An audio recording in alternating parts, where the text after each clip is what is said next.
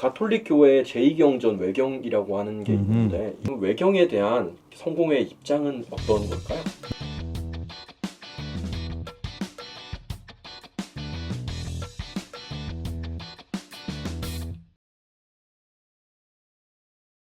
원래 그리스도교는 유대교에서 마련한 경전을 기본적으로 받아들이는 그런 태도를 취했습니다. 그래서 지금 그리스도교가 가지고 있는 구약 39개의 경전을 정교회, 로마 가톨릭 교회, 성공회, 그리고 다른 개신교가 모두 경전으로 인정하고 있는 거죠. 유대교의 대단히 중요한 경전의 전통을 우리가 받아들이고 있는 겁니다. 그런데 이에 대해서 초대교회에서 여러 가지 논쟁이 조금 있었습니다.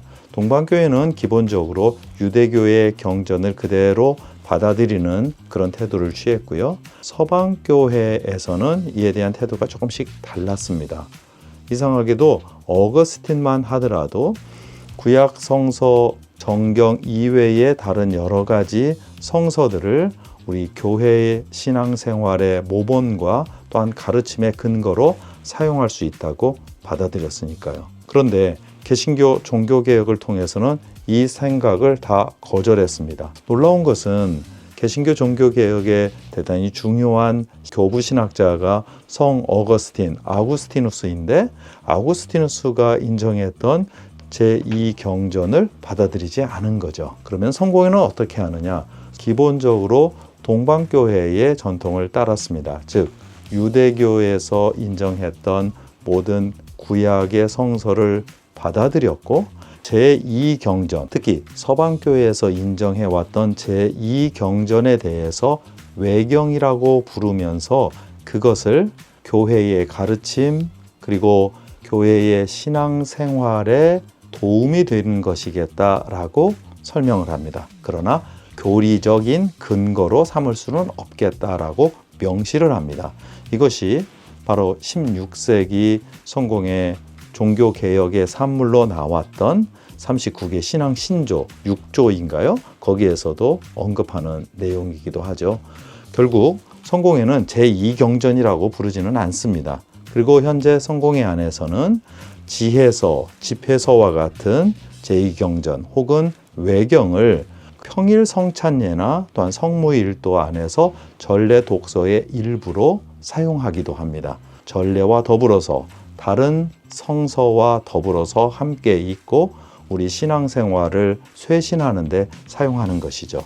그런데 여기에 대한 몇 가지 교리적인 논쟁, 이것을 살펴보기 이전에 저는 제2경전 또는 외경을 한번 읽어보라고 말씀드리고 싶습니다. 인터넷에서도 쉽게 살펴볼 수가 있고요.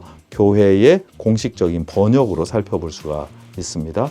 특히 여러분에게 소개할 만한 그리고 권장할 만한 외경 제2경전은 지혜서와 집회서입니다. 한번 여러분들이 먼저 읽어보시고 거기에 대한 어떤 선입견이나 내 나름대로의 어떤 거리감이나 이런 것들을 좀 줄여보시는 게 외경에 대한 올바른 접근법이다 이렇게 생각을 합니다. 물론 외경에 대한 거리감을 두는 이유도 있을 법합니다. 자칫하면 이 내용을 가지고 몇 가지 그리스도교의 전통적인 교리와 조금 다른 그런 교리를 만들어내는 근거로 사용할 수도 있기 때문이죠. 예를 들어서 마카베오서에 있는 가장 큰 논란 중에 하나인 연옥에 관한 내용을 이야기할 때 로마 가톨릭 교회에서는 그 외경 또는 제2경전의 일부를 인용하기도 하거든요. 그런 점에서 개신교회는 외경을 인정할 수 없다고 말하기도 합니다. 그러나 외경 자체를 완전히 거부해야 할 이유는 아니라고 봅니다. 왜 로마 가톨릭 교회에서는 제2경전을 살펴보면서 그리고 성공회에서는 왜 교회의 중요한 윤리적 또한 도덕적 가르침으로 그것을 읽고 있는지를 우리 개신교 신자들도 또한 다른 모든 신자들도 실제로 읽으면서 판단을 하는 것이 더 좋은 일이라고 생각합니다.